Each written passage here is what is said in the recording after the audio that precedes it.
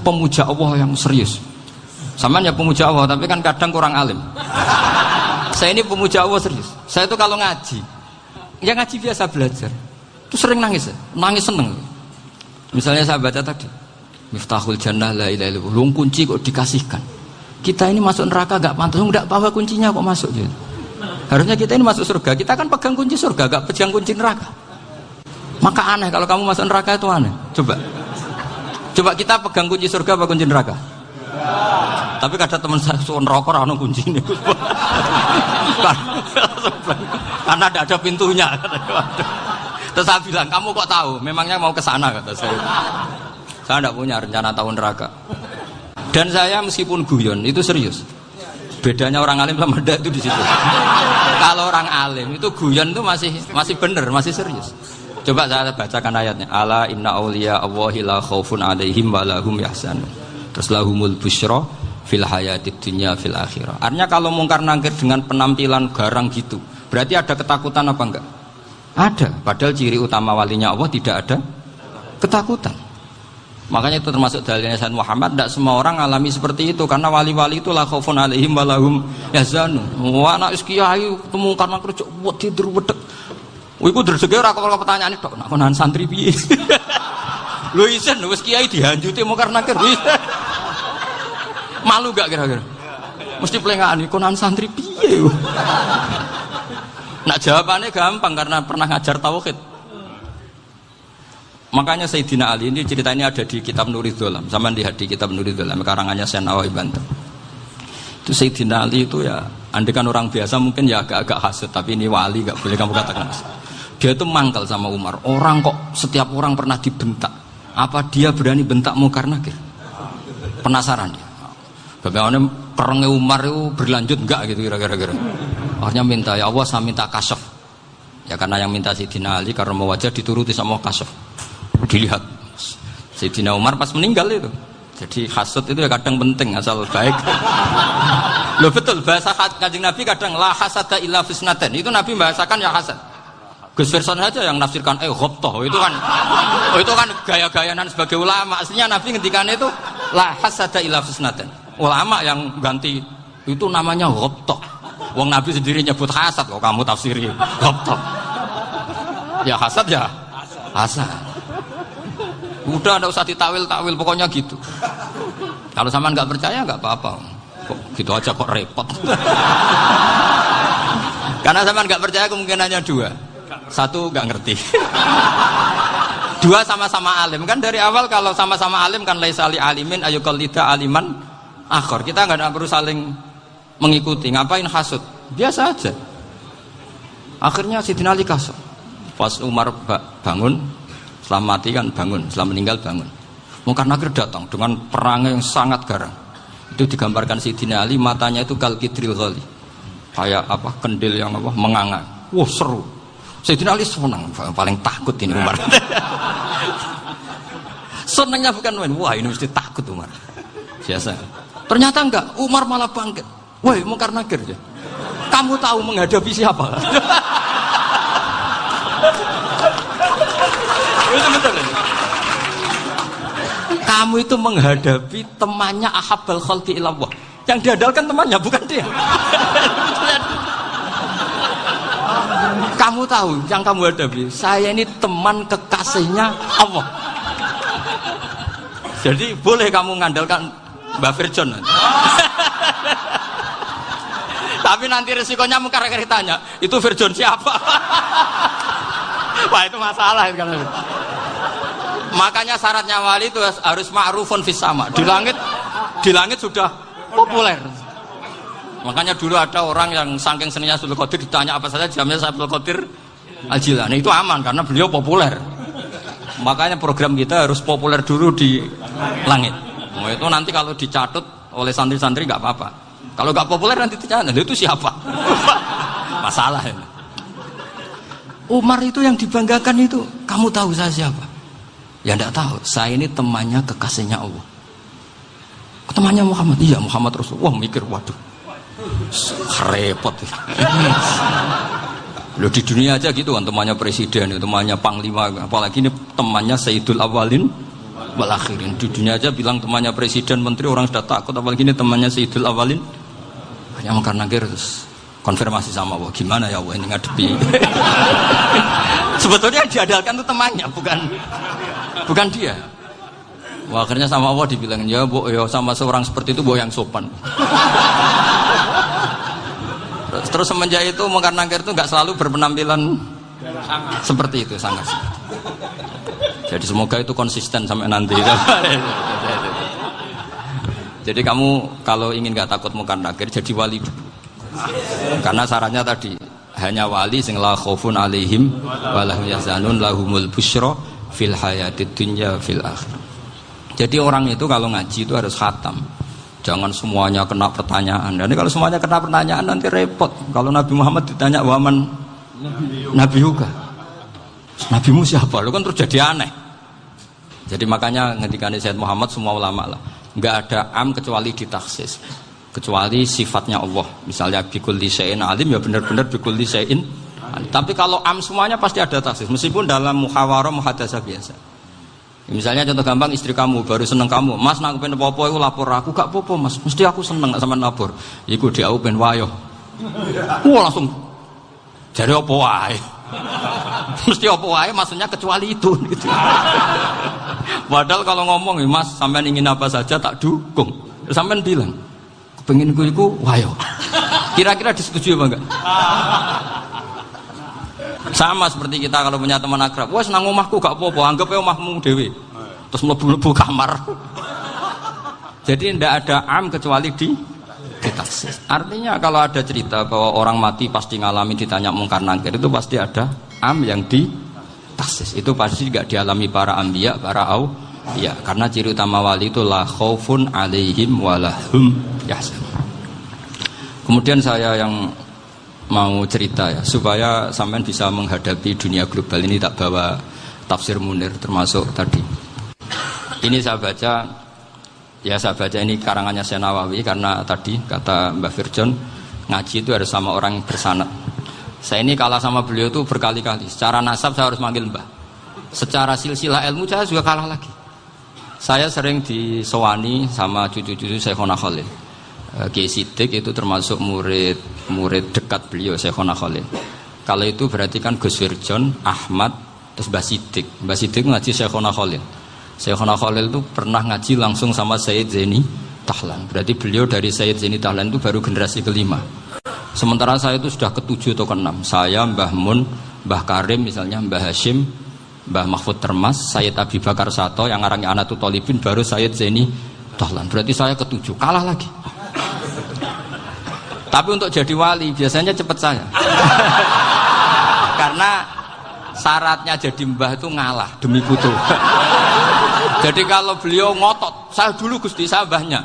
Wah itu mbah yang nggak baik. Pasti jatahnya dikasihkan apa? Cucunya dulu. Makanya Abdul Muthalib itu orang yang dapat wangsit, tapi yang jadi nabi itu cucunya. Jadi dalil saya banyak. Sebenarnya Abdul Muthalib itu sudah sering dapat wangsit. Karena saya bahasakan wahyu, Nabi yang protes, enggak Nabi kok dapat wahyu. Tapi sebetulnya Abdul Muthalib itu masyhur. Kalimat-kalimatnya menunjukkan bahwa beliau itu sudah dapat wahyu kalau nanti cucunya itu jadi apa? Nabi. Makanya senangnya bukan main Abdul Muthalib sama Rasulullah. Putu seneng, mbah seneng putu. Jadi mungkin, jadi sampean enggak usah protes loh. Yang jadi wali kok cucunya. Dulu betul. Dulu Mbah Hamid Pasuruan itu kalau Mbah Ahmad Siddiq ke sana, Mbah Hamid Pasuruan kalau manggil Mbah Ahmad Siddiq itu paman. Tapi pamannya minta ijazah ke ponaan. Apa ya gara-gara itu memang. Kalau itu masih berlaku, apa? Ngalah tadi. Kayaknya masih, apa? Hawane masih. Hawane masih. Karena melihat tren-tren langit masih gitu kayaknya masih. Masih itu. Ya. Tapi mbahnya tetap dapat jatah, tenang saja nanti. Tapi memang sebaiknya mbah itu legowo. Rasulullah Muhammad SAW itu terkenal min dzurriyyati Ibrahim. Tapi kata Rasulullah, ana dakwatu Ibrahim wa bisyaratu Isa. Aku nganti ngene iki barokah dongane Nabi siapa? Ibrahim. Jadi dongane Nabi Ibrahim dia tiba teng putu. Jadi banyak bukti bahwa jatuhnya ke putu gitu. Tadi saya di kamar sama beliau berduaan. Nih Mbah sing dadi wali dhisik ndi? Aku Mbah. Cocokan tadi. Nah, kenapa saya akhir-akhir ini gulirkan daftar wali? Kenapa? Saya ini resah ya, orang sudah ingin dicintai pejabat, dicintai tetangga, dicintai teman. Tapi kadang-kadang orang lupa lagi dicintai Allah. Makanya saya meskipun guyon, tapi ini amdan, bukan sahwan. Supaya orang punya cita-cita lagi jadi wali, ingin dicintai Allah. Kita ini terlalu lama ingin dicintai makhluk. Mbok ya naik kelas sedikit lah. Ingin dicintai Allah Subhanahu wa Ta'ala. Meskipun saya guyon, tapi tadi guyon saya tuh lebih serius ketimbang serius Anda. Karena tak pikir. Saya tuh kalau pergi itu seneng ngebis, bukan karena saya tidak punya mobil, tapi saya sering mau butuh itu supaya gak diganggu. Karena saya tuh harus punya waktu sendiri. Kalau bis kan ketemu orang gak kenal, tapi sekarang ya gak susah, banyak yang kenal. Dan susahnya lagi gak minta ijazah, minta foto. Aduh. Repot tuh. Mau dibenci itu umatnya Rasulullah Shallallahu Alaihi Wasallam. Mau disetujui itu sanatnya mana? Kalau ketemu orang alim minta apa? Foto. Itu nggak ada sanatnya. Nggak tahu saya itu mazhab dari mana itu. Ya mazhab milenial yang jelas itu kan. Ini tak baca ya biar dapat. Karena ini kenangan saya sama Mbak Ahmad Siddiq. Saya masih ingat betul beliau ngisi hallnya Mbak Abdullah bin Umar, berarti abahnya Pak Hamid. Karena mbak saya itu Fatimah binti Khalid bin Umar. Kalau Mbak Hamid itu Hamid bin Abdullah bin Umar. Itu saya masih ingat betul zaman itu Mbah Hamid tiap hall di Lasem itu rawuh dan saya derek nembah saya karena masih misanan datang ke Lasem. Itu beliau pas itu ngisi sama Mbah Mun. Mbah Mun masih muda, Ki Ahmad Siddiq sepuh senior. Itu beliau cerita bahwa dulu ketika Indonesia dijajah Jepang itu para kiai mimpi dibacakan ayat Ghulibatir Rum fi adnal ardi wa hum min ba'di ghalabihim. Terus ada kiai yang tanya, takwilannya gimana? Ya nanti Jepang pulang bukan karena kita yang mengalahkan, tapi Jepang ada yang mengalahkan sendiri, meskipun tidak kita. Kayak dulu Faris tidak dikalahkan Islam, tapi dikalahkan Romawi, tapi yang senang umat Islam. Wa yauma idzi yafrahul mu'min. Itu luar biasa ulama-ulama kita. Delalah kejadiannya Indonesia seperti itu.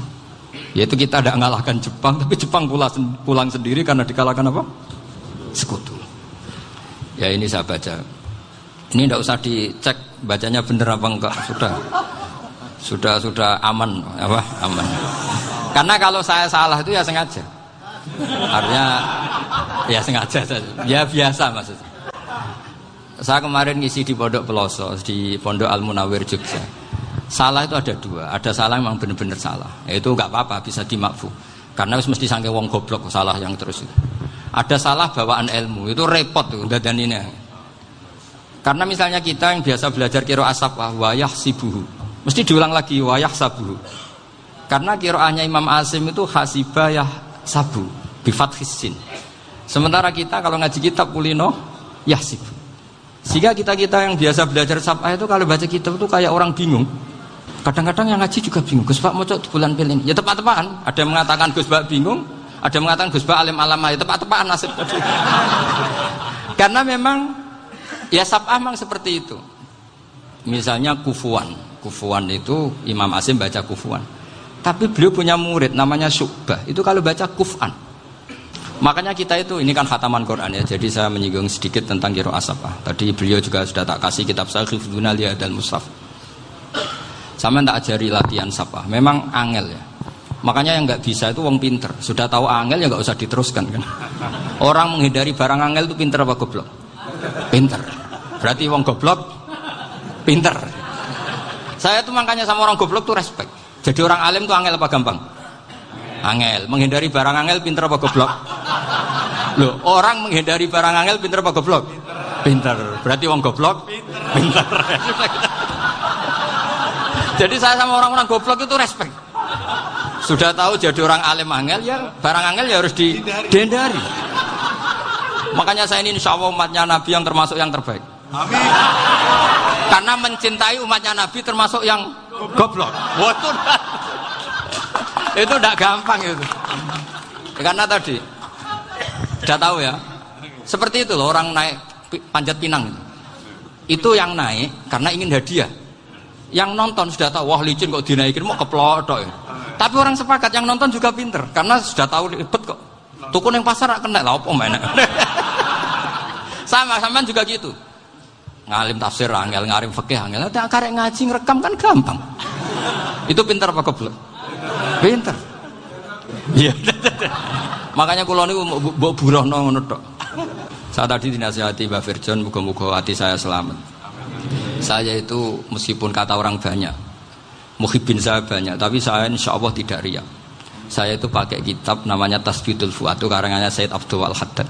Ketika beliau punya muhibbin banyak ditanya, bagaimana ya Habib Anda menjaga hati Anda? Jamnya Said Abdul Al-Haddad itu unik. Innama azzamu Allah. Mereka itu sebenarnya menghormati Allah, cuma butuh sarana, dan itu saya.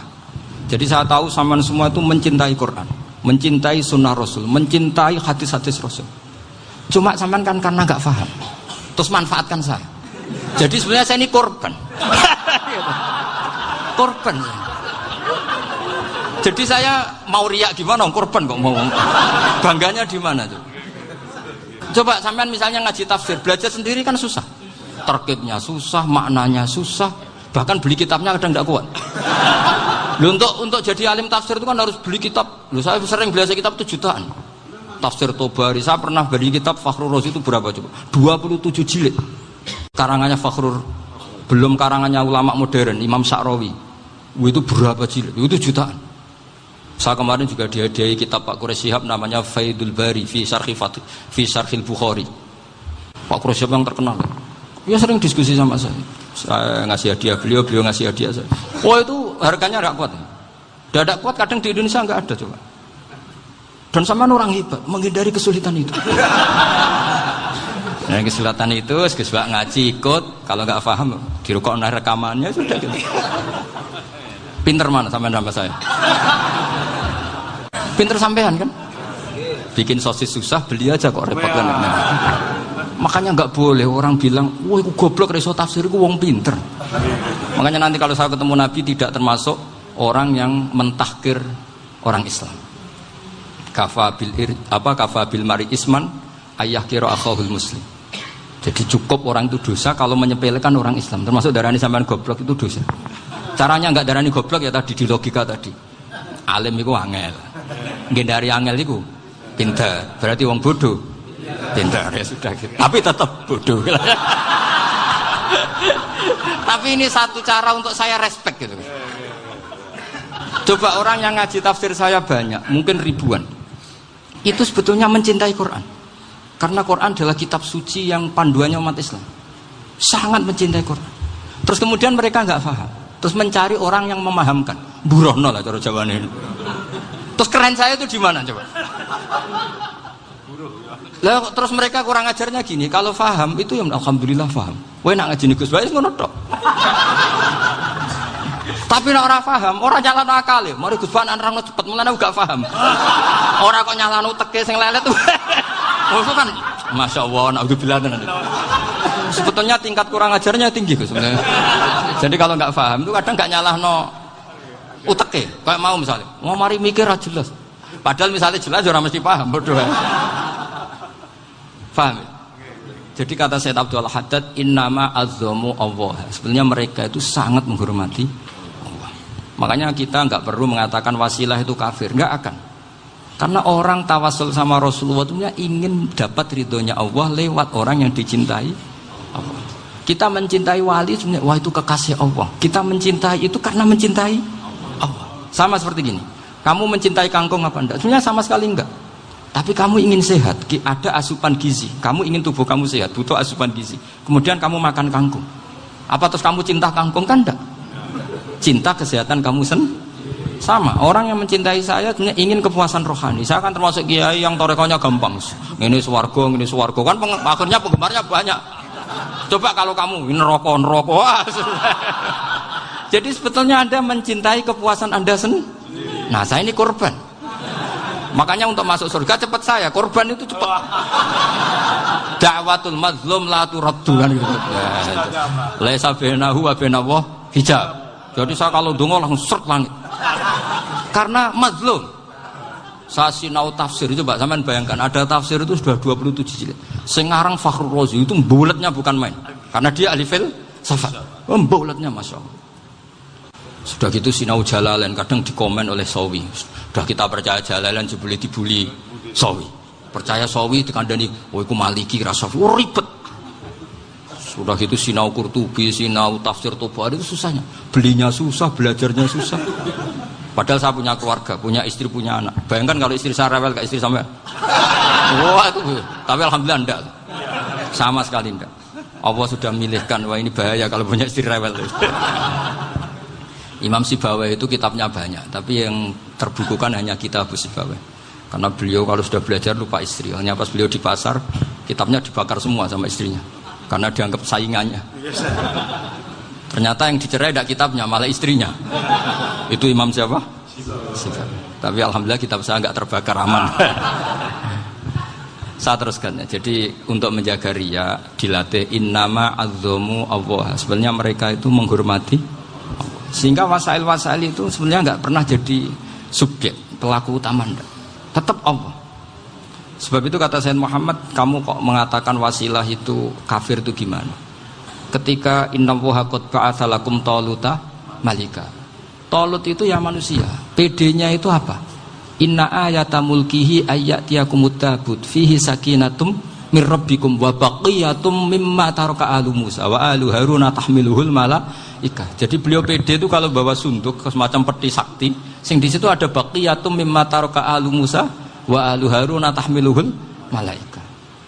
Ya kayak semacam jimat. Tapi saya bukan mensyariatkan jimat enggak, karena nanti banyak penjual yang pembohong juga gitu loh. Cuma cerita, kamu tidak usah mengatakan kafir. Dulu Talut PD-nya kalau bawa sunduk semacam peti kesaktian yang di situ ada baqiyatum mimma taraka alu Musa wa alu Haruna tahmiluhul malaika. Sehingga Khalid bin Walid meskipun beliau sahabat dan menyaksikan wajah Rasulullah sallallahu alaihi wasallam, itu bawa sya'aratun min sya'aratihi Rasulullah sallallahu alaihi wasallam, bawa rambutnya Nabi. Perang kemana-mana itu diletakkan di pecinya. Nanti sama tanya lagi, masa pakai peci Khalid bin Walid itu? Wah panjang, sampai itu repot. Sampai tak warai ngaji usul fikih. Usul fikih itu kalau ngaji itu ada istilah tangkihul manat. Ini mesti ini wilayah yang kita bisa berdebat sama Mbah Firjon. Dulu itu musuh saya karena saya makili Anwar, beliau makili Peloso. Tapi tahu-tahu kalah tua terus saya mengundurkan diri. Di fikih itu ada istilah, ada tangkihul manat, ada tahqiqul manat, ada tangkihul manat. Tangkih itu kira-kira gini, lafadz hadis itu dibuang sekian untuk tahu bahwa itu madarul hukmi. Misalnya gini, tak beri contoh paling gampang. Sama harus paham, kalau nggak paham nggak pinter-pinter. Ja'a a'rabiyun ila Rasulillah sallallahu alaihi wasallam.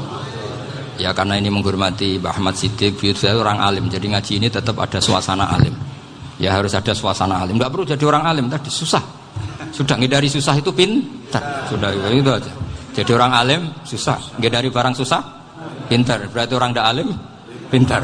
Nah, meskipun tetap sudah kita itu pegangi sampai mati nanti. Loh, jadi orang alim itu repot. Itu kata Imam Ghazali, kalau orang alim kalau masuk surga itu sama Allah nggak boleh. Kif, kamu nggak boleh langsung masuk surga. Coba cari umat kamu, syafaati dulu. Nah, saya takut nyari sampean tidak bisa kembali. Saya tidak punya rencana itu. Pokoknya masuk. Boleh sampean kuaduan. Aduan balik raroh dewe, wah repot nanti saya. Berat jadi orang alim itu berat. Ya saya teruskan ya. Ada tangkihul manat. Ja'a a'rabiyun ila Rasulillah sallallahu alaihi wasallam. Faqala ahlaktu wa ma ahlakaka qal waqa'tu imraati fi nahari Ramadan. Ya sidang kita, saya ini rusak ya Rasulullah. Kenapa? Karena saya menjima istri saya fi nahari Ramadan. Terus kata Nabi, kamu harus bayar kafarah. Napa Nabi kafarah? Puasa 2 bulan. Wong baru 1 hari aja terjadi gitu kok disuruh puasa 2 bulan. Ya tidak kuat ya Rasulullah. Baru berapa hari saya puasa aja kecelakaan seperti itu. Apalagi kalau sampai 2 bulan. Tidak ya Rasulullah. Ya sudah kalau gitu kamu pertama ngasih makan apa? Itku rokobah kan, pertama merdekakan budak. Tapi kan sekarang nggak ada budak, makanya terus sekarang langsung puasa. Wah ini nggak bisa semua.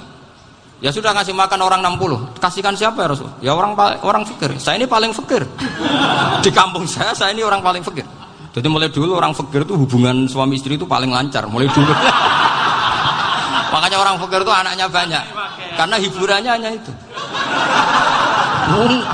Wong Ramadan aja. Coba mau ke ATM nggak punya uang, mau antri di bank nggak punya, mau apa coba? Itu mulai dulu. Ini sanadnya mutasil. Wah, akhirnya sudah sanksinya kan tadi ya idku raqabah atau puasa 2 bulan berturut-turut atau ngasih makan 60 orang miskin. Lalu kata ahli usul fikih, kata A'rabi dibuang, nggak menjadi catatan hukum. Orang kota pun kalau melakukan itu juga kena sanksi yang sama. Imro'atau juga dibuang. Andai kan itu dilakukan untuk amatnya juga ketentuannya sama. Nah sekarang perdebatan antara Imam Syafi'i dan Imam Malik begini. Sekarang pertanyaan gini, jima istri itu hukumnya boleh apa haram? Boleh kan? Lalu kalau ada orang tanpa udzur kemudian makan siang-siang, cara Imam Malik hukumnya sama, harus kena sanksi yang sama. Karena sama-sama hadku hurmati Ramadan bi ghairi udzrin syar'iyyin. Sama-sama merusak hukum Ramadan tanpa udzur syar'. Lu jima itu tidak zina. Kan hukumnya jaiz. Nah, sekarang makan hukumnya jaiz, harusnya juga kena ketentuan yang sama. Cara pikirannya Imam Malik. Nah, alhamdulillah Imam Syafi'i gak setuju. Wah, cara setuju repot. Bahkan orang-orang Syafi'i sudah punya khilaf, kalau gitu minum dulu. Iya, biar gak kena. Iya, biar iftarnya pakai minum.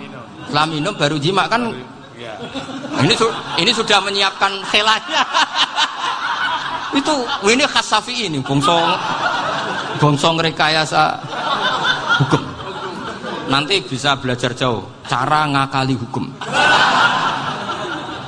Makanya guyonan yang masyhur Gus Dur itu gitu. Ada seorang kiai atau Gus lah, ya punya salah, namanya manusia kan punya salah, entah cangkruk entah apa, pokoknya punya salah. Ada wartawan yang ngiranya semua kiai itu orang suci, sehingga tanya sama Gus Dur, Gus itu ada kiai kok, ya pokoknya salah lah. Tapi jangan bayangkan dosa besar, enggak, kecil-kecil aja. Itu gimana itu? Padahal kiai kan orang suci. Jawabnya Gus Dur lucu. Ya justru yang boleh salah itu para kiai, kalau kamu nggak boleh. Loh, kok bisa Gus? Karena mereka tahu caranya tobat. Repot. Kalau kamu nggak tahu caranya, sama pelanggaran hukum itu ya harus pakar-pakar hukum. Itu yang tahu caranya rekayasa. Kalau kamu ya kena pasal kan. Ya.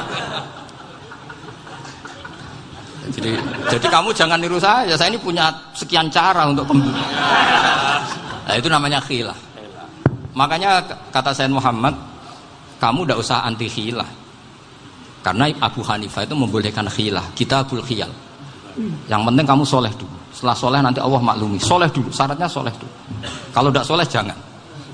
Contohnya gini, ada orang mau puasa lemes sekali, mau makan. Gampang. Kalau langsung makan kan kayak hadku hormati Ramadan biwari udrin syar'iyyin. Aku langsung mau jembera sowan Mbah Firjon. Sudah status saya apa? Musafir. Nah, sudah berangkat aja sampai Tuban makan. Nanti kalau nggak jadi ya nggak apa-apa sudah. Kan mulai pergi sudah musafir. Saya tidak tahu nanti malaikat tertarik gebuki nggak tahu. Tapi itu ada khilafnya. Asal soleh. Karena kata Sayyid Muhammad dan semua kitab mengatakan itu. Kalau sama nggak tahu ya kebablasan. Nabi Ayub, yang nabi yang terkenal gudikan itu siapa? Ayub ya. Itu yang Israiliyatnya kan seru lah. Gudikan dikukur bek kreweng itu terlalu lah kalau itu. Untuk kreweng konti ning Arab ora ono kreweng itu sudah masalah itu. Singkat cerita, Nabi Ayub ketika diasingkan kaumnya itu kan nggak punya sumber makanan. Lah orang lelaki itu mulai dulu egois. Istrinya Nabi Ayub itu cantik sekali. Udah cantik, rambutnya bagus. Makanya kamu nggak usah tanya kenapa istrinya kayak banyak yang cantik. Ya, nah warasatul anbiya nggak boleh gitu. Kalau nggak cantik ya warasatul anbiya dari segi balak. Istrinya Nabi itu semuanya cantik. Nggak usah tanya sebabnya apa, pokoknya gitu, semuanya cantik. Singkat cerita, beberapa kali istrinya Nabi Ayub itu kerja demi bisa nafkahi Nabi siapa? Suatu saat itu tidak ada pekerjaan yang cukup untuk beli roti. Satu-satunya peluang dapat rezeki itu putrinya raja itu rambutnya berondoli. Terus ada sayembara siapa yang rambutnya bagus mau dibeli. Sampai rambutnya istrinya Nabi Ayub itu dijual. Nabi Ayub tersinggung karena itu mengurangi kecantikan. Jadi lelaki mulai dulu gitu. Udah nggak urun kalau istrinya nggak cantik itu komplain. Itu khasnya lelaki. Jadi kalau kamu gitu ada sanadnya juga, tenang saja ya. Komplain ya pegawaian itu. Saking mangkelnya Nabi Ayub terus ngendikan la adriban naki mi'ata sautin. Kamu akan saya pukuli dengan mi'ata sautin atau dengan 100 cambukan. Atau mi'ata dikhtin atau mi'ata apalah sesuai konteks zaman itu. Engko namanya pecut tuku konti kok ribet lagi. Singkat cerita, akhirnya ketahuan bahwa istrinya menjual itu demi Nabi Ayub.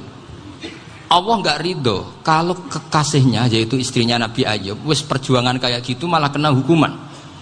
Tapi Allah juga nggak ingin kekasihnya yang bernama Ayub melanggar sumpah.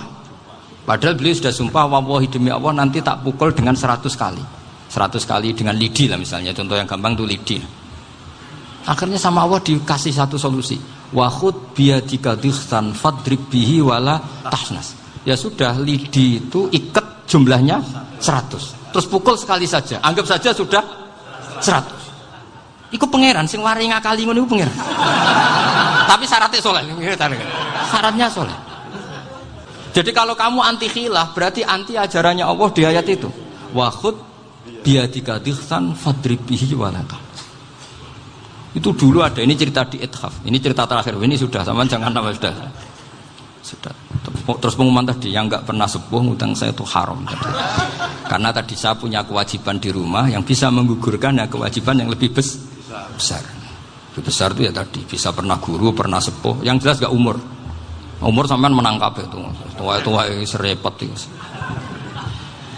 Ada raja itu ganteng kaya, senengannya nikah perawan cantik. Oh, itu semua kampung mesti kenal. Mungkin digilir atau gimana pokoknya. Suatu saat ada pemuda suka sama perempuan yang di kampungnya, cantik sekali. Kemudian pemuda ini ternyata pekerja di kerajaan itu. Tiap hari ditanya, wah itu yang di kamu yang cantik siapa? Mau saya nikahin gini. Wah bahaya ini, saingannya raja. Jadi yang dibidik pemuda tadi itu saingannya. Si raja ini orang yang namanya raja kan gengsinya tinggi. Kaifatang kihuha wa qad ra'aitu qad qabbalaha rajulun. Kobok nikahi, saya itu pernah melihat dicium lelaki. Wah, gak mau. Gak gelem, kadang ditambung lan waqat qabbalaha rajulun. Saya pernah melihat sendiri qabbalaha rajulun, dicium oleh lelaki. Wah, sudah gak minat raja langsung, gak keren. Suatu saat pemuda tadi nikahi perempuan itu. Rajanya marah-marah, kamu lelaki gak punya harga diri gini. Gak punya selera, gak punya harga diri, sudah pernah dicium orang kok tetap dinikah. Bilang ke raja, ta'rif manir rajul, lelaki itu siapa? Abuha. Kamu tahu lelaki itu siapa? Sopo? Abuha. Bapaknya. Saya kan hanya bilang rajulun. Pernah dicium lelaki. Lah pikirannya raja itu lelaki kue-kue ngene iki. Tapi butuhe canom mau raja ben gak sida, itu aja tuhnya. Baru kayak digulirkan gitu, waqat qabbalah rajulun. Wah nggak mau. Setelah itu suatu saat pegawainya tadi nikahi perempuan. Kamu nggak punya harga diri gini. Kamu tahu mandir rajul apa abuha? Wah nak ngono aku gak apa-apa. Lah monggo sakniki wis bojo kula. Ora trimo wis diambung wis macam-macam, Pak. Lah itu namanya khilah. Apa? Khilah. Kalau di Balawa disebut tauriyah atau apalah. Tapi saya tidak ngajari sampean seperti itu. Sudah pinter sebelum saya ajarin. Bangsa ngakali kan sudah pinter. Saya kira demikian. Assalamualaikum.